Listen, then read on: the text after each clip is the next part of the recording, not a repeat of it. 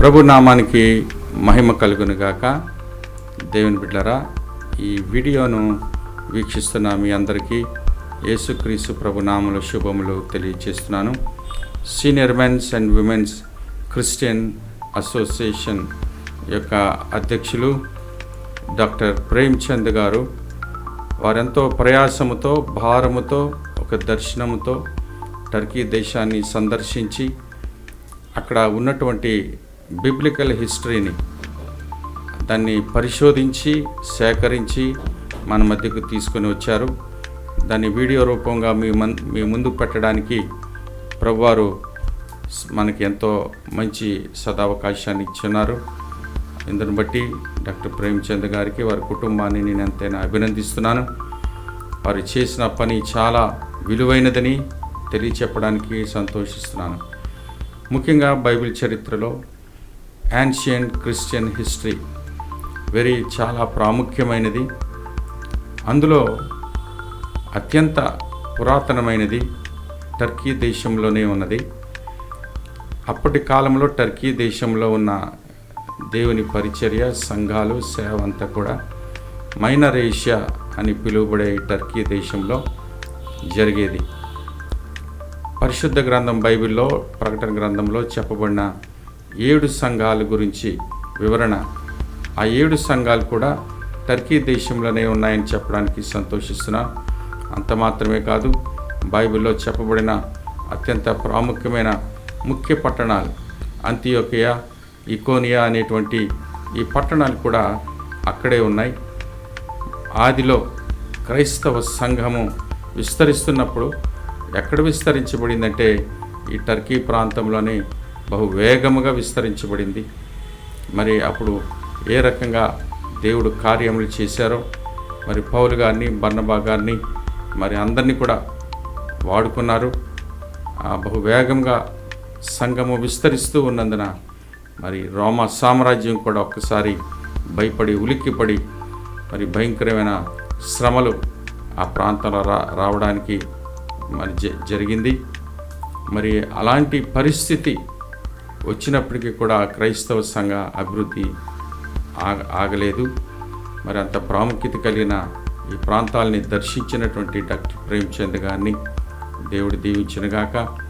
మరి అక్కడ ఆ ప్రాంతాలు వారు లిటరల్గా, పర్సనల్గా ఆయన వయస్సు చాలా ఎక్కువగా ఉన్నప్పటికీ, బలహీనంగా ఉన్నప్పటికీ కొండలు ఎక్కి దిగి, లోయల్లో దిగి ఆ యొక్క కేవ్స్ అన్నిటిని కూడా దర్శించి వీడియోలు తీసి మన దగ్గర తీసుకొచ్చి వీడియో రూపంలో మనకు అందిస్తున్నటువంటి డాక్టర్ ప్రేమ్చంద్ గారికి మనందరి తరపున హృదయపూర్వక వందనాలు తెలియజేస్తున్నాను. మరి క్రైస్తవ సంఘానికి వారు చేసినటువంటి గొప్ప ఉపకారాన్ని బట్టి central committee of all pastors fellowships and Christian community పక్షంగా వారికి అభినందిస్తూ ఈ వీడియోను తండ్రి యొక్కయు, కుమారుని యొక్కయు, పరిశుద్ధాత్మ యొక్కయు నామమున రిలీజ్ చేయబడి ప్రతి ఒక్కరికి ఆశీర్వాదకరంగా ఉండినట్లు దేవుడు ఈ పరిచర్యను దీవించునుగాక. డాక్టర్ ప్రేమ్చంద్ గారిని, వారి కుటుంబాన్ని, వారి బిడ్డలను బహుగా దీవించి స్థిరపరచునుగాక. ఆమేన్. రెవరెండ్ పాస్టర్ విన్సెంట్ జకరియా గారు, general secretary, church council of India వారు ఈ వీడియోను రిలీజ్ చేయడం ఇది దేవుని ఏర్పాటు, ప్రణాళికగా భావిస్తున్నాను. వారికి, వారి కుటుంబ సభ్యులకు వందనములు.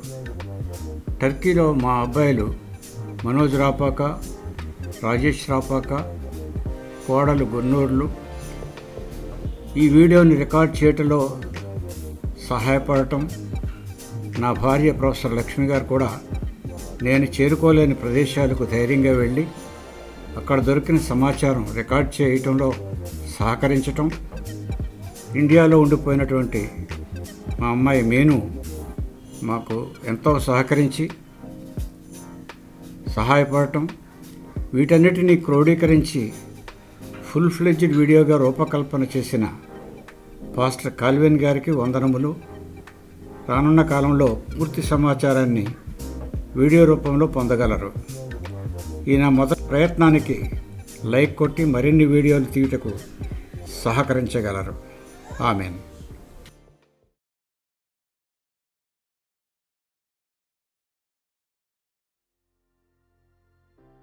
కపడోకియా అనేది అందమైన గుర్రాల దేశం అనే అర్థం కలిగిన పర్షియన్ పదం కప్పటుక నుండి వచ్చింది. ఇది ఆనాటి ఆసియా మైనర్, నేటి టర్కీ మధ్య ప్రాంతంలో ఉన్న చారిత్రాత్మక ప్రాంతం. ఇది సుమారు సంవత్సరాల క్రితం అగ్ని పర్వతాల నుండి వెలువడిన లావా మరియు పొడి యాష్ పొరల వల్ల ఏర్పడింది. భూకంపాల కారణంగా ఈ ప్రాంతం సముద్ర మట్టం నుండి ఎత్తైన అనటోలి పీఠభూమిగా మారింది. సుమారు 10 మిలియన్ల సంవత్సరాల క్రితం నుండి ఎరసియస్ పర్వతం, హసన్ పర్వతం, గెల్లు పర్వతం వంటి అగ్ని పర్వతాల నుండి పునరావృతంగా రిపీటెడ్గా అగ్ని పర్వత చలనాలు జరిగాయి. ఈ అగ్ని పర్వత చలనాలు పొడి యాష్ మరియు లావా పొరలను ప్రాంతమంతా విస్తరించాయి. ఈ పొడి యాష్ పొరలు టఫ్ అనే మృదువైన తేలికైన రాయి రకంగా మారాయి. ఇది సులభంగా కరిగిపోతుంది. గాలి, నీరు వంటి ప్రకృతి శక్తులు ఈ టఫ్ పొరలను కరిగించి లోయలు, పర్వతాలు మరియు ఫెయిరీ చిమ్నీస్ అని పిలువబడే ప్రత్యేకమైన ముడతల ఆకారాలను సృష్టించాయి. కొన్నిసార్లు కఠినమైన బాసాల్ట్ రాళ్ళు టఫ్ పైభాగంలో ఉండి కరిగే ప్రక్రియను మందగించి ఈ ఆకారాలు నిలబెట్టాయి. ఈ ప్రక్రియల వల్ల కపడోకియా ప్రాంతంలో గుహలు, అండర్గ్రౌండ్ నగరాలను వంటి ప్రత్యేకమైన ముడతల ఆకారాలను సృష్టించాయి. కొన్నిసార్లు కఠినమైన బాసాల్ట్ రాళ్ళు టఫ్ పైభాగంలో ఉండి కరిగే ప్రక్రియను మందగించి ఈ ఆకారాలు నిలబెట్టాయి. ఈ ప్రక్రియల వల్ల కపడోకియా ప్రాంతంలో గుహలు, అండర్గ్రౌండ్ నగరాలు వంటి ప్రత్యేకమైన భూభాగాలు ఏర్పడ్డాయి.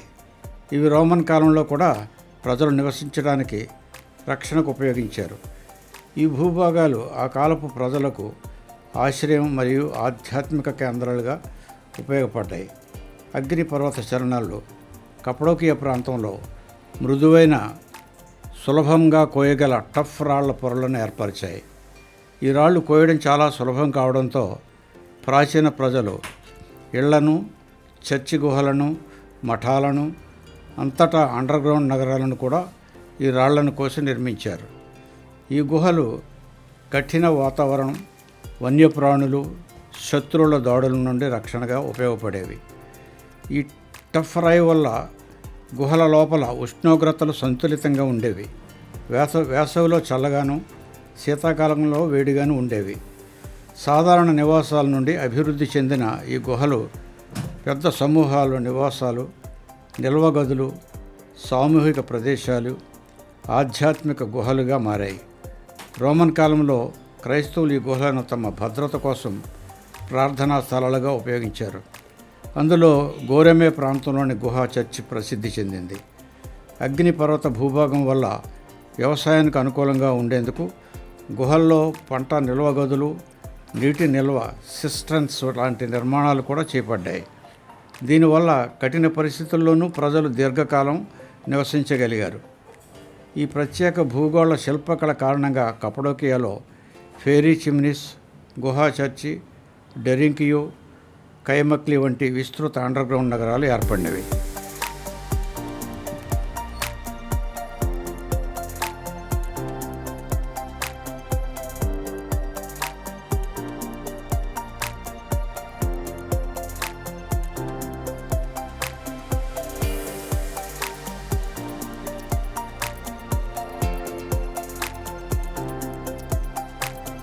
క్రీస్తు పూర్వం 2000 సంవత్సరాల నుండి జనాభా కలిగి ఉంది.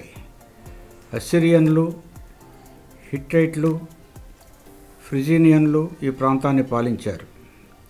తరువాత ఇది పర్షియన్ సామ్రాజ్యానికి చెందిన కప్పటుక ప్రాంతంగా మారింది.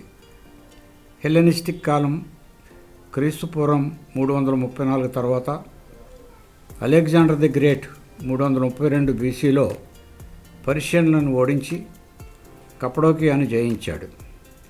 అతని మరణం తర్వాత స్థానిక రాజులు అరి అరథెస్ మొదలైన వారు కపడోకియా రాజ్యాన్ని స్థాపించి స్వతంత్రంగా పాలించారు. కపడోక రాజ్యము అరిఅరతెస్ వంశం 331-96 బీసీ, అరిబార్జెనెస్ వంశం 96-36 బీసీ, అర్చిలాస్ వంశం 36 బీసీ టు 17 AD పాలనలో ఈ రాజ్యం కొనసాగింది. ఇది రోమన్ పాంటిక్, ఆర్మేనియా ప్రభావాల మధ్య ఒక క్లయింట్ రాజ్యంగా ఉండింది.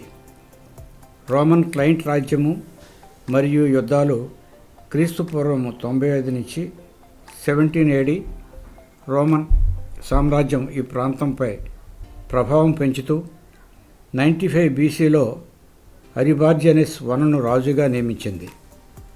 పాంటస్ రాజు మిత్రిడేట్స్ 6 మరియు అర్మేనియా రాజు టిగ్రానేస్ మహారాజు కపడోకియాను ఆక్రమించడానికి యుద్ధాలు చేశారు. కానీ రోమన్ మద్దతుతో కపడోకియా రాజులు తిరిగి అధికారంలోకి వచ్చారు. చివరి రాజు అర్చిలాస్ మరణం తరువాత చక్రవర్తి టైబీరియస్ కపడోకియాను రోమన్ ప్రాన్సిస్గా ప్రకటించాడు. రాజధాని సీజరియా ఇప్పుడు కైసేరిగా పిలువబడుతుంది. ఇది రోమన్ సామ్రాజ్యానికి తూర్పు సరిహద్దు ప్రావిన్స్గా మారి పార్థియన్ దాడులను నిరోధించడానికి సైన్య కేంద్రంగా పనిచేసింది.